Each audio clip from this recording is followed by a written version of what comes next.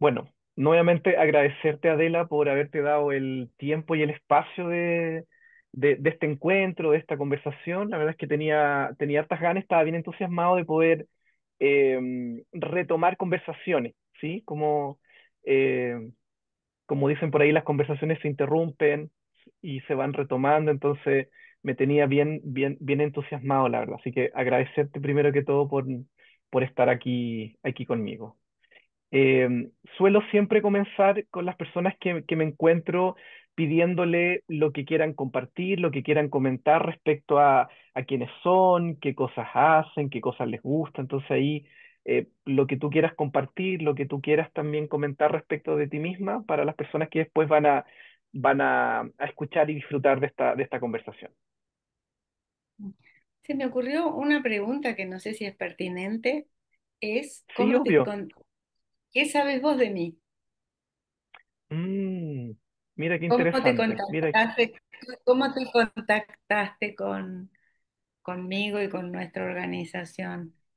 sí, bueno, eso me remonta a harto tiempo atrás, me hace como inmediatamente vienen muchos recuerdos, vienen muchas cosas, pero creo que lo que fui descubriendo un poco de ti y de Adela y también de Fundacés, yo creo que comienza a partir de mis incursiones dentro de la terapia familiar, dentro de una formación en terapia familiar que hice hace varios años atrás, eh, donde fui descubriendo un poco esta mirada más sistémica construccionista. Y ahí tenía ese apellido que hoy día cobra tanta importancia para mí también por la formación en la certificación internacional. Eh, y ahí yo creo que empezó a moverse este descubrimiento, este buscar, empecé a investigar respecto a qué era esto construccionista, cuáles eran los autores también que iban abordando esto, eh, y me fui topando con En Diálogo, me fui topando ahí con Fundacés, con las actividades que iban desarrollando también desde En Diálogo España. Yo creo que por ahí fue surgiendo. Eh, Siempre quise, la verdad, como profundizar un poco en esto de las prácticas colaborativa ideológica o la terapia colaborativa ideológica y bueno, este año tomé la decisión de vamos a incursionar. Pero Fundacet yo creo que lo conocía desde ahí, desde las formaciones que hacía, los encuentros, desde el traer también a grandes figuras como, bueno, Tom Andersen, como creo que todo eso ahí yo fui sabiendo de ¿De Fundacet qué y también de ti. digamos? Bueno, Sí. se me ocurrió bueno, como son los diálogos en las preguntas, me hiciste la pregunta que yo me presente y inmediatamente me apareció esa pregunta. Sí, no, buenísimo, buenísimo, me encantó. Y bueno, yo tengo una larga trayectoria porque tengo muchos años y empecé muy joven y tal vez empiezo diciendo algo que es obvio porque la imagen lo dice, pero es un periodo para mí de mucha reflexión y adoro seguir interesada en comprender al ser humano. Eh, Así que empecé muy joven trabajando con niños y, y bueno, y eso me llevó a pensar que no, que las familias no se pueden trabajar con los niños yo me veía que si yo no podía, hay mucha gente que puede trabajar con los niños sin trabajar con las familias, pero yo no podía. Y bueno, en ese momento comenzaba el movimiento de la terapia familiar y, y bueno, tuve la suerte de arrancar con el movimiento. Pero si te digo una característica, tal vez soy una buscadora, porque desde el comienzo me han movido, mm, he adorado muchas ideas, arrancando por el psicoanálisis, que era la única que se ofrecía para hacer psicoterapia, pero me sentía incómoda con la práctica, me sentía incómoda con, con la interpretación. En esa época creíamos acerca de la objetividad, entonces yo era muy joven, no tenía experiencia, mucha experiencia en la vida, no tenía calle, por decirlo de alguna manera, había estado todo el tiempo escolarizada haciendo todo, todo, todo, tenía un título, pero no sabía nada de la vida. Y bueno, entonces, bueno, creía en la teoría, pero bueno, cuando interpretaba yo pensaba, si habrá sido correcta la interpretación. Así que fue un largo camino a encontrar que las personas nos hablan y nosotros damos respuestas. Y esas respuestas son recibidas por las personas y las respuestas son elaboradas. Uno genera un modo de hablar. Cuando tiene interpretaciones, le interpreta en esa época, porque yo después eh, no seguí el desarrollo y la evolución del psicoanálisis, que también yo hablo con gente practicante y tenemos bastantes puntos más de acuerdo, pero bueno, nunca se trataba como algo que uno dice y hay que ver cómo responde al otro si le viene bien o no. No, era más bien explorar el trauma, ser consciente de lo inconsciente, trabajar con la transferencia, la contratransferencia y toda la bola. Entonces, bueno, yo trabajé como 10 años con niños así, pero me sentí muy incómoda y empecé a buscar otros caminos y entonces busqué la terapia familiar. Pero con, antes de encontrar la terapia familiar, apliqué a una beca del gobierno francés y fue mi primer, ¿cómo decir?, experiencia vital de cuán definitorio era el contexto en todo y en mi vida. Entonces trabajé la beca era del gobierno francés, así que fui a París al hospital, yo trabajaba en el Hospital de Niños de Buenos Aires, fui a trabajar al Hospital de Niños en París con la doctora Ginette Rambeau, que era extraordinaria, tenía un libro Psicoanálisis y Pediatría extraordinario, y ahí yo trabajaba en una unidad de niños, bebitos y muy chiquitos que por razones orgánicas no podían comer. Entonces la investigación veía cuál era el efecto en el desarrollo de esos niños de tener una etapa oral eh, interrumpida, digamos. Así que, porque todos tenían, no podían comer por la boca, todos tenían un montón de cánulas y de modos artificiales con los cuales eran nutridos. Y esa experiencia era mucho observar los bebés y fue muy, muy, muy fuerte, porque los bebés estaban solos y había pocos niños que eran de París. La mayoría venían de otros países, de Argelia, del sur de Francia, o sea que esas cositas así chiquititas estaban solos. Em, y, los, y dos cosas interesantes. Una, que los chiquitos que eran de París, la mamá venía los viernes a la tarde a visitarlos. Yo venía del hospital de niños, que era una sala que le había creado el doctor Escardó, y había inventado el modo de que la madre estuviera siempre con el niño. Y entonces con esas sillas de playa, que son comunes de madera con lona, y las madres, ricas, pobres, porque era un hospital público, pero era el mejor centro en ese momento de atención para los niños, y había todos casos dificilísimos.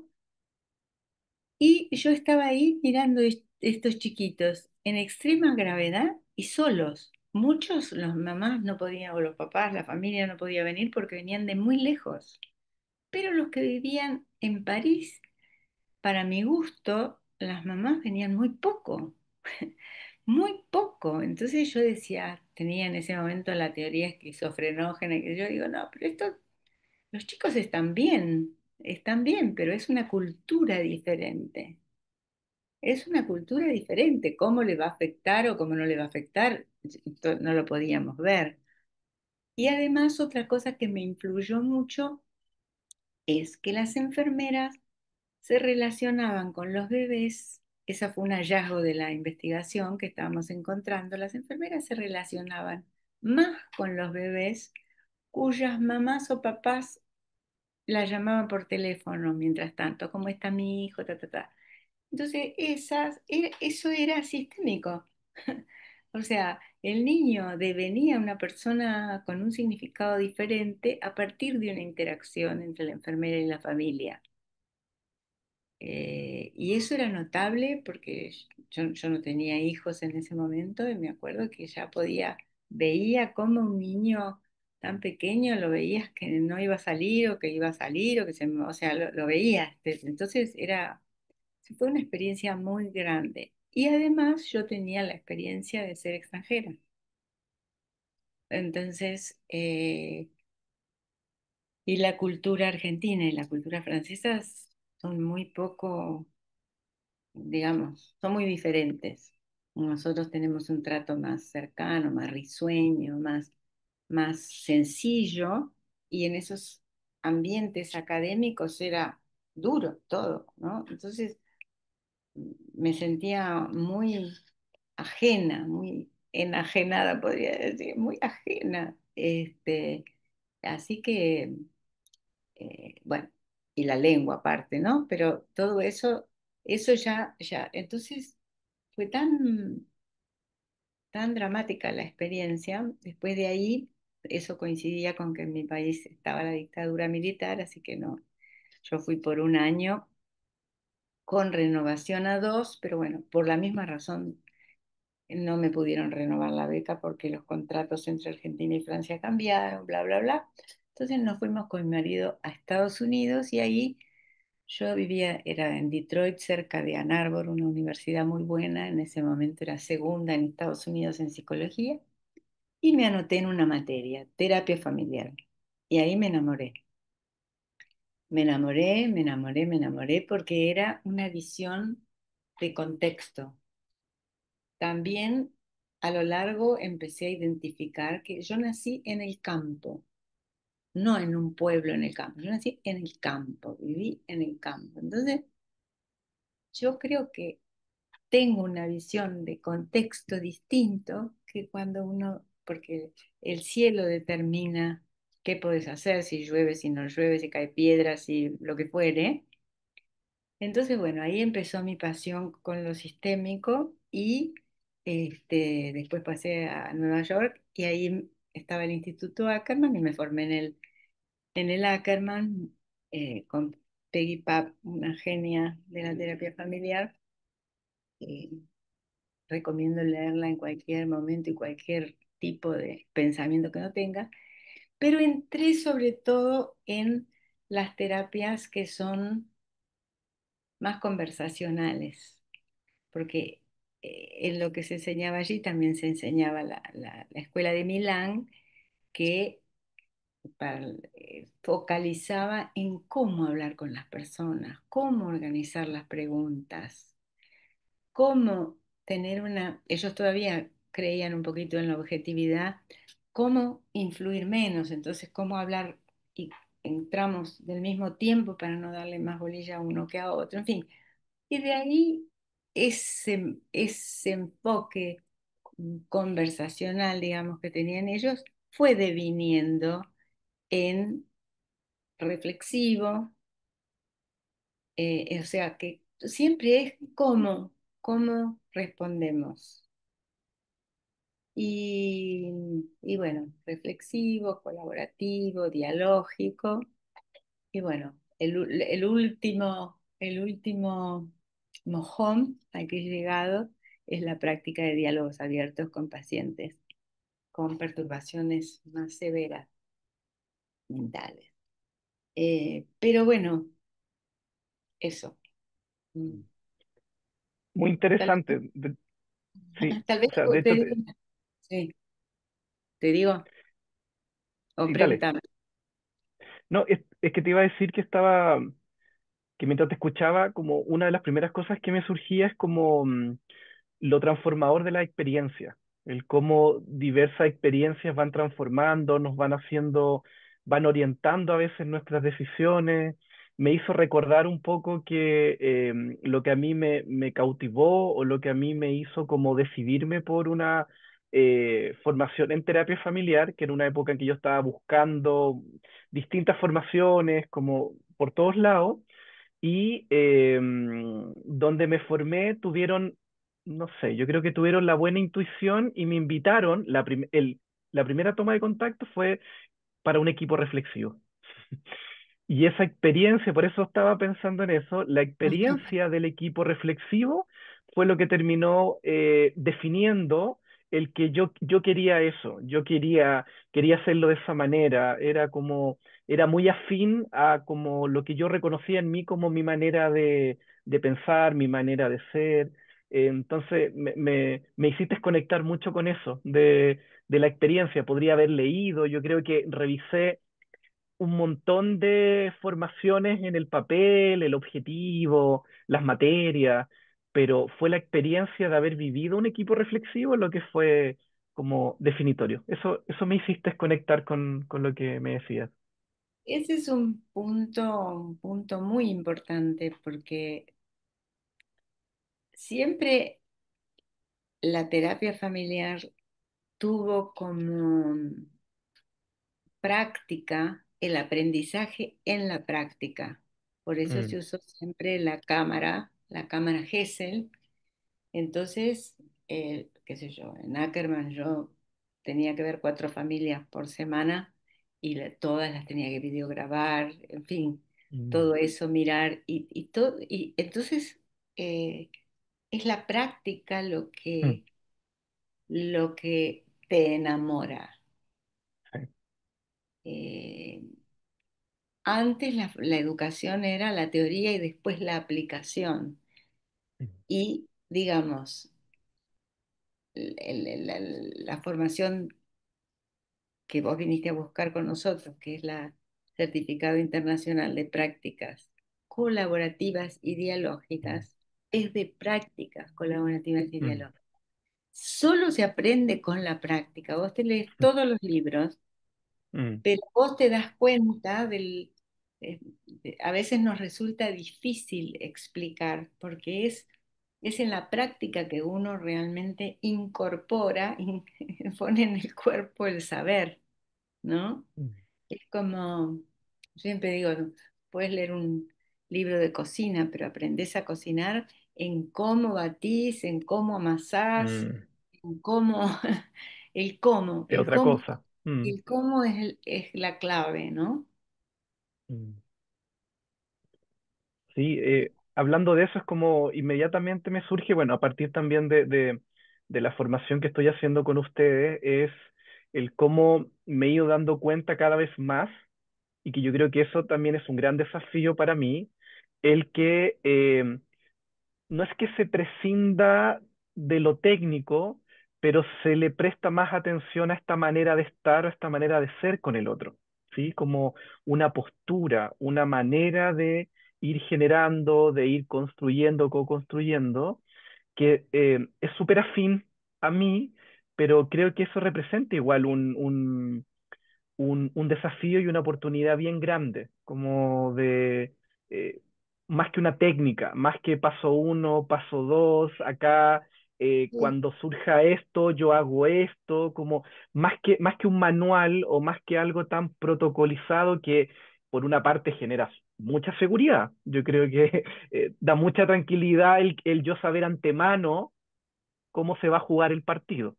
Obviamente le quita toda la novedad y le quita todo el disfrute, pero al mismo tiempo también tranquiliza. Entonces yo creo que una de las cosas que yo creo que va a ser un desafío muy interesante es eso, es como lo que tú decías de, yo lo he ido entendiendo como un posicionamiento, como una manera de estar, como una manera de ser en relación con el otro, más que una técnica, ¿sí? Sí, es tal cual. Por eso hablamos de sostener una postura. Y es Mm, una postura de no saber, porque mm, partimos de la base, acá sería cuál sería la concepción del conocimiento y cuál es la concepción del ser humano también. En relación al conocimiento es, no puedo conocer al otro, porque cuando el otro me relata o acciona o tiene un gesto, yo lo traduzco a mi código, mm, ¿no? Hace poco me enteré. Nosotros los argentinos, en cualquier reunión, hablas con cualquiera, no te haces problema. Eso ha cambiado mucho, cada vez se da más. No era así antes de yo, de irme del país. Pero ahora es como el usted casi ni se usa, sobre todo los chicos jóvenes no usan mm. más el usted, somos todos vos. Eh, entonces, ay, espérate, ¿qué te iba a decir con tanto rollo que me tomé para explicar esto? Ah, como yo, entonces yo interpreto, traduzco, no puedo conocer, Mm, no tengo una bola de cristal. Entonces, la manera que tengo es usar esas impresiones que me da la otra persona y tener una postura curiosa de ir preguntando siempre preguntando, nunca mm, aseverando. mm, Y si uno tiene una idea fuerte, por ejemplo, si ve a alguien que le vendría muy bien algo, también puede ofrecerlo. No es que no vamos a tener en cuenta las investigaciones que están teniendo lugar extraordinarias, sobre todo en mm, neurociencias, que explican un montón de cosas que yo observaba en aquellas épocas, pero no las podía explicar. Ahora la neurociencia me la explica y bien, pero le doy la oportunidad de tomarlo o no. No lo brindo como que las cosas son, sino podría ser que tal cosa le fuera útil. La mm, persona lo toma como un saladito en un cóctel, que te dan una bandejita y vos elegís el que más te gusta. Entonces yo no sé cuál, por eso el modo de aproximarse y el respetar y estar seguro que tenemos que encontrar los recursos particulares que tiene la gente, de su cultura, de sus ancestros, de su persona, de su biología, de su situación económica, de su educación, de lo que fuere. Entonces, eh, tenemos dos personas que se encuentran y si el encuentro humano es rico, rico, rico, salimos los dos transformados.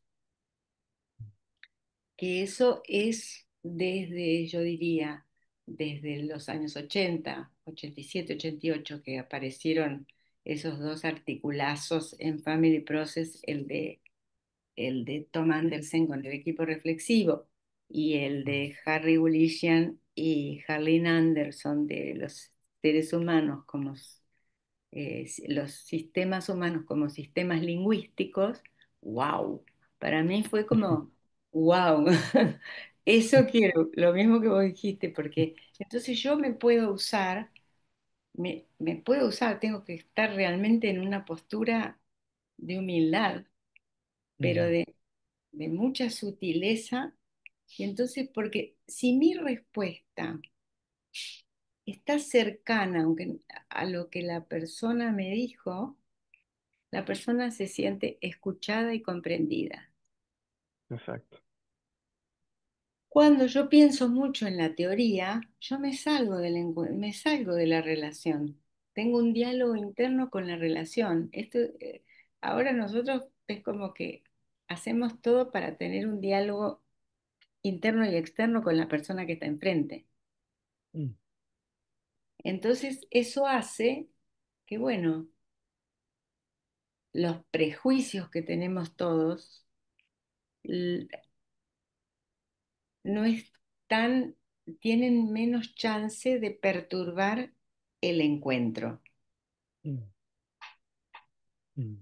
No sé si queda claro. Sí, sí, sí. De hecho, conecté mucho con, como se me aparecen dos cosas. Una es em, lo que te decía de, claro, lo tranquilizador que es saber de antemano algo, pero también pienso como las posibilidades que abre el no saber.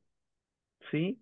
No sabe, no sé qué te voy a responder, no sé qué me vas a decir tú, no tengo idea al respecto. Pero eso abre muchas posibilidades, ¿sí? Como cuando lo miro de esa forma me queda un gustito, un buen gusto, un buen gusto en boca, como que pueden ser muchas cosas.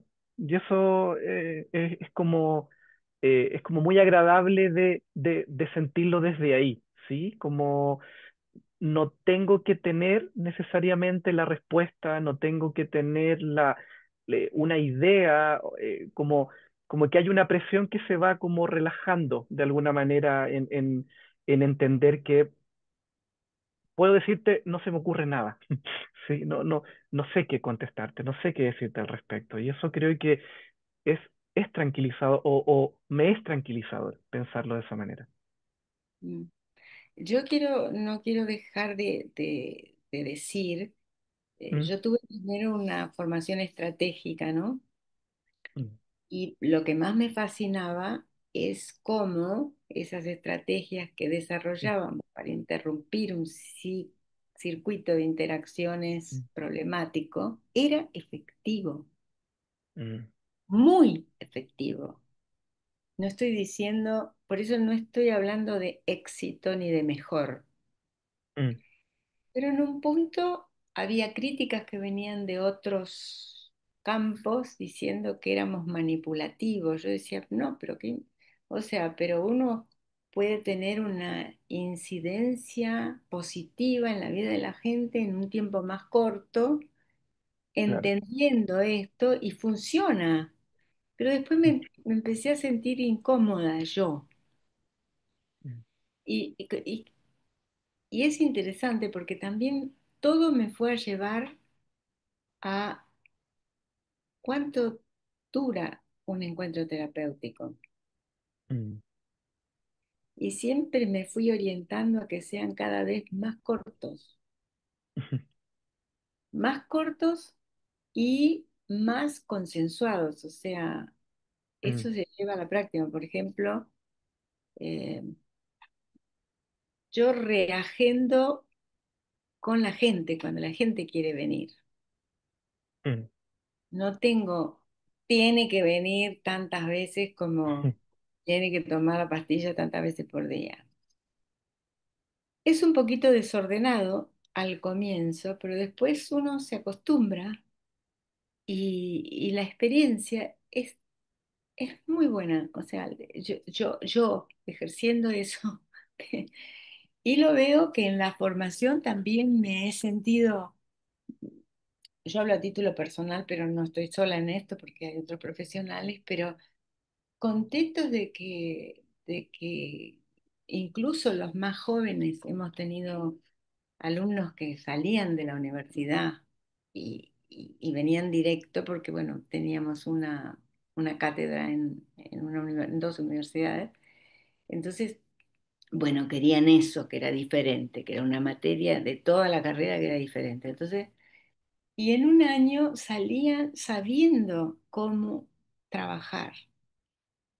Entonces, hasta la misma formación, obvio que con eso no es suficiente, porque es iniciar un camino y después uno sigue hilando fino y encontrándole la vuelta y diferencia. Yo espero que, o sea, que me siga pasando, que me sigan sorprendiendo nuevas cosas. No es un punto es un punto de partida, no un punto de llegada. em, para respetar, porque sé que el tiempito es acotado, sí, pero no quería desperdiciar la oportunidad de preguntarte, ya que de alguna manera tú transitaste por otros modelos o otras formas de terapia es, en tu experiencia, como qué diferencia marca el posicionarse desde este ámbito más colaborativo y dialógico para las personas, en términos de eh, qué es lo que comunican ellas, qué es lo que refieren o, o, o qué distinto hay, ¿sí? Más como desde el impacto. Estoy pensando en que mencionaste lo estratégico, que era de alguna manera igual generaba o lograba resultados. Em, ¿Cuál es la diferencia? ¿Cuál dirías tú que es como lo diferenciador de esta manera de acompañar o de trabajar? Bueno, bueno que mencionaste la estratégica, porque la estratégica eh, se ocupa del poder. O sea, el terapeuta para tener esa influencia tiene que ocupar un espacio de poder. Y en Mm, esta perspectiva, nosotros todo el tiempo estamos tratando de estar iguales. Desde ya hay uno que consulta y uno que es consultado. Desde ya hay mm, un desequilibrio. Es decir, mm, la gente viene y también la macro sociedad, bueno, va a consultar a alguien porque no puede, porque no sabe, entonces viene al especialista que sabe, ¿no? Entonces, la responsabilidad es decirle, bueno, mira, yo sé estar al lado tuyo y ayudarte a que vos encuentres tus respuestas. Yo no te voy a dar ninguna respuesta, pero vos tenés respuesta. O sea, Tom Anderson siempre decía que esto requiere una confianza ciega en las capacidades humanas, que mm, están. Y es como mágico, no sé cómo explicarte, pero se crea una asociación entre las dos personas. Entonces hay eh, eso creo que hace una diferencia. mm, También hay una confianza, no, no tenemos ideas de resistencia, ¿no? Conceptos mm, así. Eh, Pensamos bueno, el arte del terapeuta es poder tener esa posición donde la otra persona se sienta escuchada y comprendida. Si la persona no continúa, no es falla de la persona, es falla, es que en ese encuentro, tampoco es falla, en ese encuentro él o la terapeuta no pudo comprender. O sea, mm, eso también pasa. No podemos, por suerte, por suerte, sabemos que no podemos con todo, ¿no? Pero yo lo encuentro como más libertad, mm, diría. Algo que a mí me ha movido es eso, de la libertad de decisión, este, y la confianza, generar confianza mutua, mm, pero justamente no alimentar una figura de poder en el profesional. mm, Sería justo lo mm, contrario a la colonización. mm, mm, mm, Este, eh, Sería ir a lo básico, básico, básico de lo humano y estar un humano con otro humano. Y mm, eso, bueno, tiene mucha influencia también en, en el estrés en el trabajo. Yo veo que una de las cosas que dicen todas las personas, yo también lo he vivido así, mm, es terminar de trabajar y no estás cargado como cuando aplicas otras, porque en la otra es como si haces blanco no haces blanco. mm, Acá es como una danza, entonces en esa danza, claro, hay algunas situaciones que son más tensionantes que otras, ¿no? Hay algunas mm, cosas que tienen gravedad mayor que otras, y hay cosas con las que uno no puede trabajar también, o sea, mm. pero reconocerlo, eso. Sí, mm, requiere también un, un trabajo consigo mismo, este, en esas, bueno, entonces, por ejemplo, el diálogo abierto lo que agrega importantemente es el trabajo en equipo, no trabajar solo, no mm, trabajar solo, porque se ayuda a aumentar el diálogo y las posibilidades. mm, ¿No? No hay debate, esa sería no hay debate, siempre hay diálogo, mm, hay un intercambio y eso se va, es como una danza, no sé. mm, mm,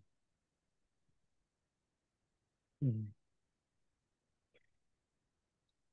Bonito, bonita manera de plantearlo. Me gusta mucho como escucharte como describiendo también la manera en que tú lo entiendes, la manera en que de alguna forma me hace pensar que también no son reflexiones, pienso que también han sido parte de tu historia. Imagino que todo esto también habla tu experiencia, habla tus encuentros, hablan, deben haber muchas voces también detrás de lo que nos compartes también. Eso me parece como muy interesante, como qué ganas de poder ir explorando también cómo lo fuiste descubriendo, de quién lo descubriste, como, bueno, yo creo que puede quedar para ahí otras conversaciones, No, otros encuentros, pero eso estaba pensando también como todo el mundo que puede estar nutriendo todas estas reflexiones que también estás compartiendo.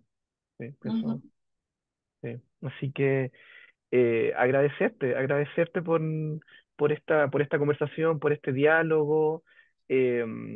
Lo disfruté mucho y, bueno, sigo entusiasmado de que podamos seguir conversando, en la certificación también y, bueno, como una frase que me ha ido rondando a donde nos lleve el diálogo. Sí, es como a donde nos lleve esto ahí, bueno.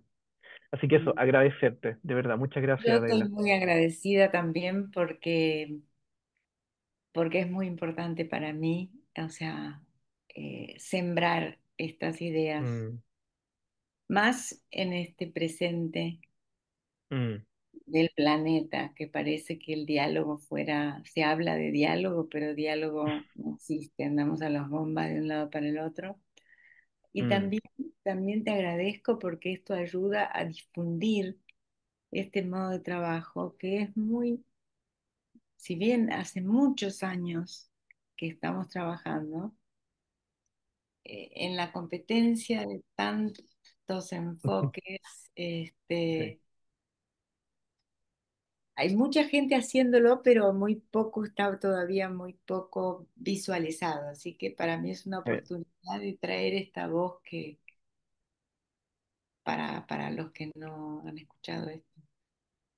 no, súper, súper. Ojalá ahí ¿Sí? que esta conversación también invite a otras reflexiones, a otras conversaciones y ahí también animar. Bueno, yo siempre cuando cuelgo después los videos, dejo los contactos ahí de si alguien quiere también conversar contigo, si quiere ponerse en contacto, saber más de Fundacés, saber más de las certificaciones, ahí también la invitación está cordialmente abierta y bueno, yo puedo ser testigo de que por lo menos para mí está valiendo la pena y estoy seguro que va a ser algo muy enriquecedor. Así que eso, agradecerte, te dejo un abrazo enorme y bueno, vamos a seguir ahí conversando.